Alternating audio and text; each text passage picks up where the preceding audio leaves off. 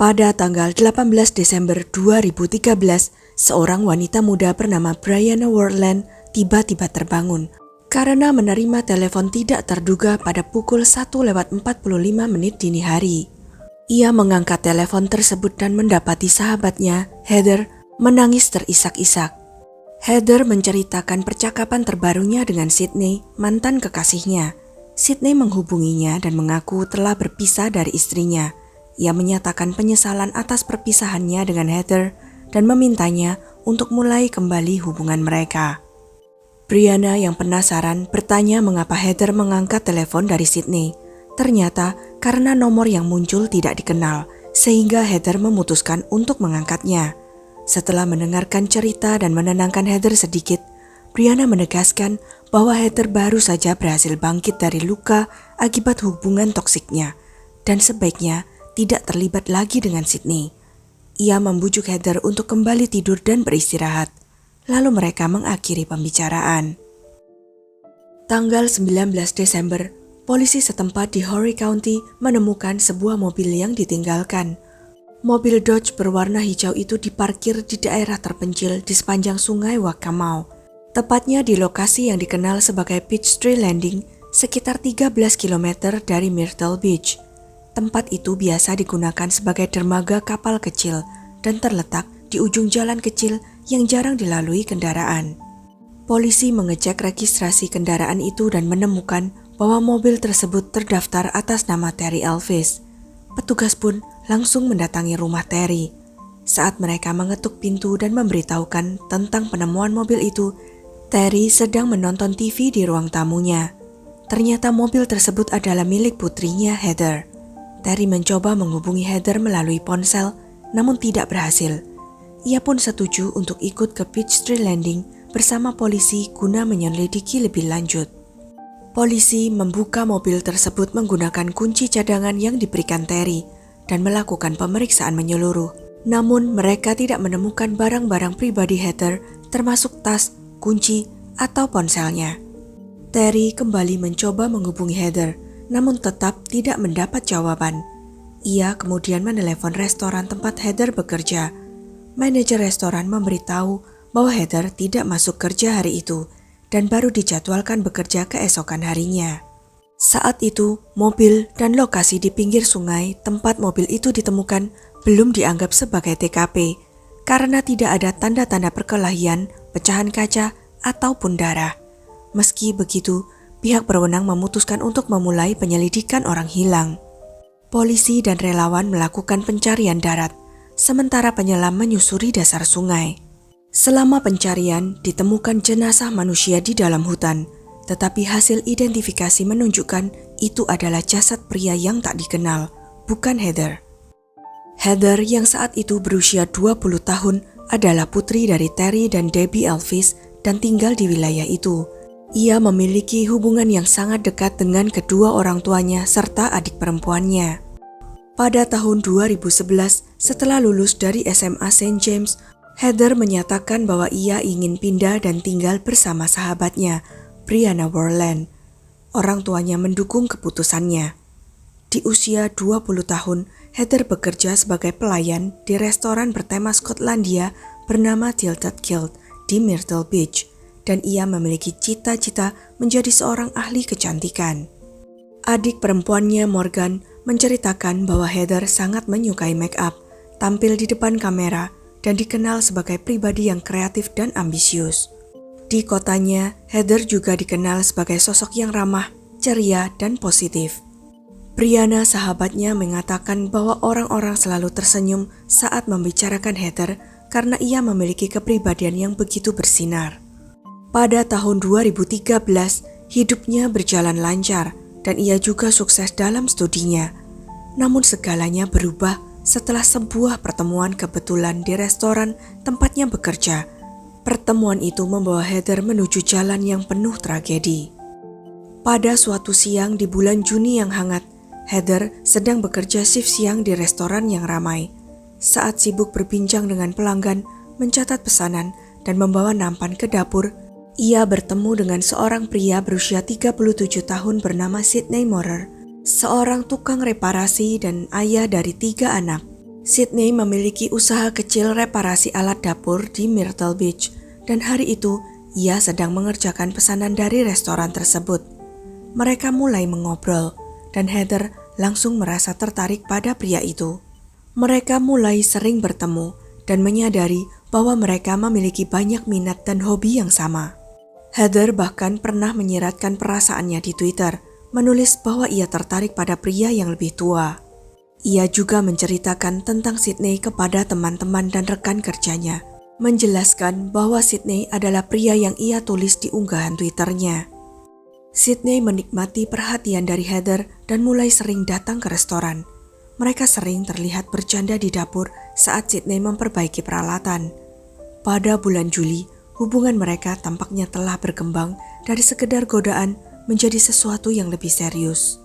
Sebagian besar rekan kerja Heather mengetahui perasaannya kepada Sydney yang berusia 37 tahun itu dan mulai bergosip tentang hubungan mereka.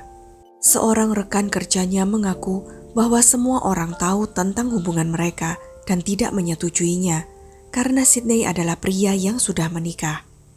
Pada bulan Agustus, rumor itu akhirnya terbukti benar. Sydney mulai muncul lebih sering di restoran, rutin membawakan kopi dan camilan untuk Heather, duduk di ruang makan atau menunggu di pintu belakang setelah Heather selesai bekerja, agar mereka bisa pergi bersama. Pasangan itu sering menceritakan hubungan mereka kepada teman-teman, dan Sydney bahkan mengatakan kepada beberapa kenalannya bahwa ia berencana mempekerjakan Heather sebagai pengasuh anak penuh waktu ketika ia dan istrinya pindah ke Florida. Pasangan itu terus berkomunikasi lewat telepon dan sering pergi ke tempat-tempat terpencil dengan mobil mereka untuk berkencan secara diam-diam. Hubungan itu jelas tidak sehat bagi Heather. Sydney terus meyakinkannya bahwa ia lelah, tidak bahagia dengan istrinya dan ingin meninggalkannya. Namun ternyata itu semua hanya janji kosong. Semua teman Heather memperingatkannya bahwa Sydney hanya memanfaatkannya. Menjelang pertengahan September, Heather tampaknya mulai menyadari situasi yang ia hadapi.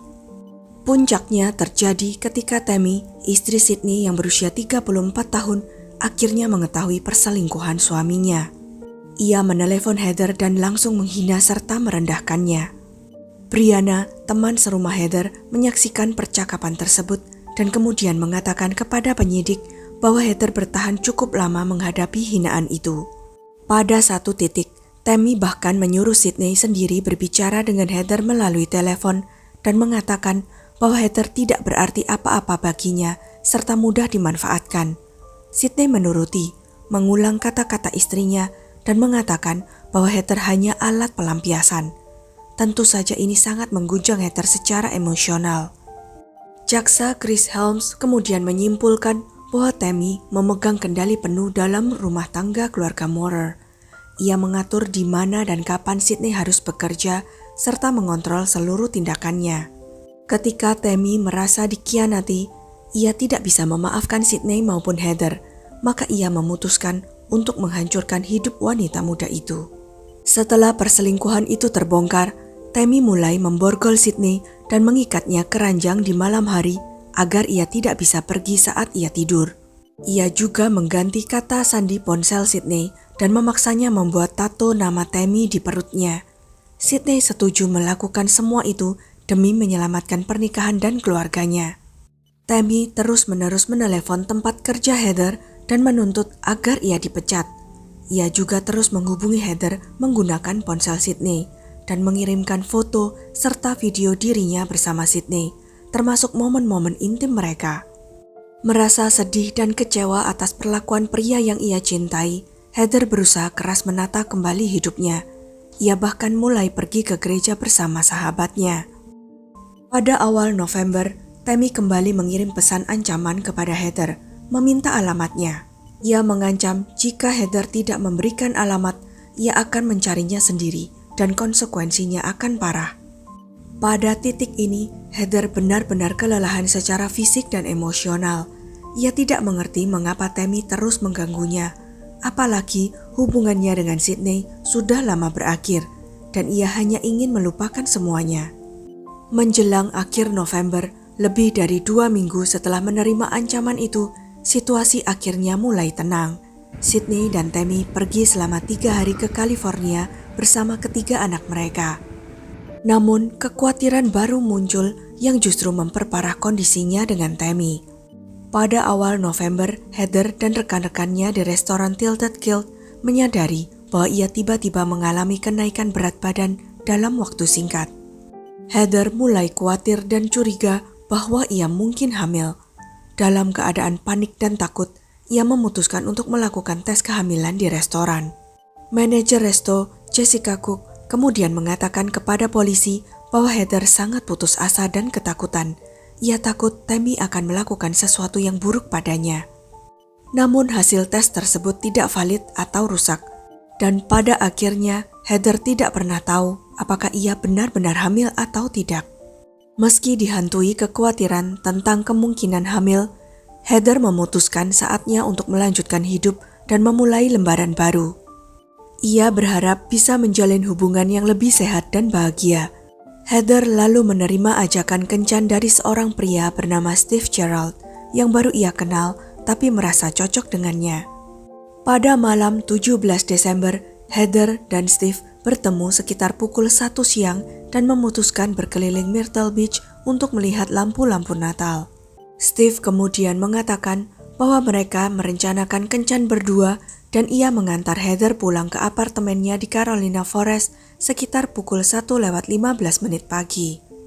Detektif kesulitan menemukan petunjuk atau bukti yang jelas.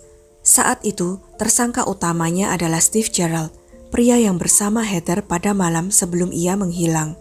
Namun setelah diinterogasi, tidak ditemukan bukti yang mengarah padanya, dan ia pun dikeluarkan dari daftar tersangka. Pada tanggal 20 Desember, setelah Brianna dan rekan kerja di restoran memberitahu polisi tentang hubungan antara Sydney dan Heather, detektif memanggil Sydney untuk diinterogasi.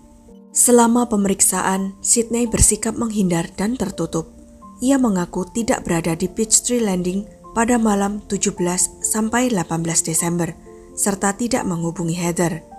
Ia mengatakan bahwa ia sedang bepergian bersama istrinya Tammy pada saat itu. Para detektif percaya bahwa ia berbohong, namun mereka membutuhkan bukti. Saat itulah para penyelidik mulai fokus pada riwayat panggilan dan catatan telepon Heather, dan akhirnya mereka menemukan petunjuk pertama. Menurut Brianna, pada 18 Desember, Heather menerima telepon dari nomor yang tidak dikenal, dan panggilan itu hanya berlangsung selama 5 menit. Setelahnya, Heather terus-menerus mencoba menelepon kembali nomor tersebut. Mulai pukul 1:35 pagi, ia mencoba menelepon sebanyak 9 kali, menunjukkan betapa ia sangat ingin berbicara dengan seseorang yang ia kenal. Polisi berhasil melacak lokasi asal panggilan itu. Ternyata berasal dari telepon umum di dekat sebuah pom bensin di Myrtle Beach. Rekaman kamera CCTV mengkonfirmasi bahwa ada seorang pria tidak dikenal yang masuk ke bilik telepon pada saat Heather menerima panggilan. Semua bukti ini ditunjukkan kepada Sydney yang awalnya membantah melakukan panggilan tersebut, tetapi akhirnya mengaku bahwa dialah yang menelepon Heather untuk memintanya berhenti menghubungi dirinya. Tammy Moorer juga dipanggil untuk diinterogasi. Ia berbicara tentang pernikahannya dan situasi yang sedang terjadi, tetapi membantah terlibat dalam hilangnya Heather.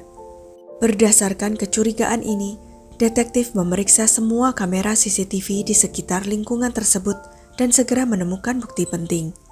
Tak lama sebelum panggilan telepon kepada Heather, Sydney terekam sedang membeli tes kehamilan di sebuah supermarket lokal. Ketika ditanya untuk siapa tes itu, ia menjawab bahwa itu untuk istrinya. Bukti yang lebih mencurigakan ditemukan melalui rekaman CCTV di jalan terpencil menuju Peachtree Landing. Rekaman itu menunjukkan sebuah Ford F-150 mirip dengan milik Sydney bergerak ke arah lokasi ditemukannya mobil Heather pada pukul 3:36 pagi. Lalu meninggalkan tempat itu sekitar 10 menit kemudian. Para ahli kemudian memastikan bahwa kendaraan dalam rekaman itu memang milik Sydney. Ia adalah orang terakhir yang berbicara dengan Heather, dan menurut penyelidik, orang terakhir yang melihatnya di Peachtree Landing.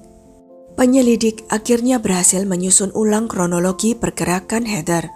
Rekaman kendaraan Sydney juga menjadi bukti yang memberatkan. Namun bukti yang lebih mencurigakan ditemukan ketika penyelidik menggeledah rumah keluarga Morer setelah mendapatkan surat perintah. Secara mencurigakan, keluarga Morer membuang sistem kamera CCTV rumah mereka pada 20 Desember dan memasang sistem baru keesokan harinya. Meski polisi tidak bisa mengakses rekaman dari sistem lama, mereka berhasil menyita rekaman dari sistem baru.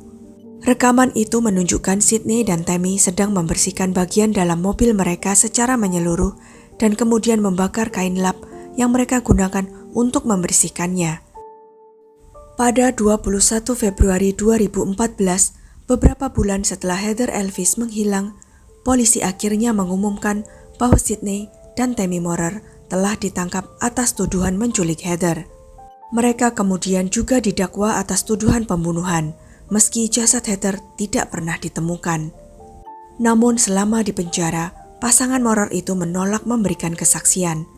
Polisi terus mencari jasad Heather karena tanpa tubuhnya mereka tidak memiliki cukup bukti untuk mengajukan dakwaan pembunuhan di pengadilan.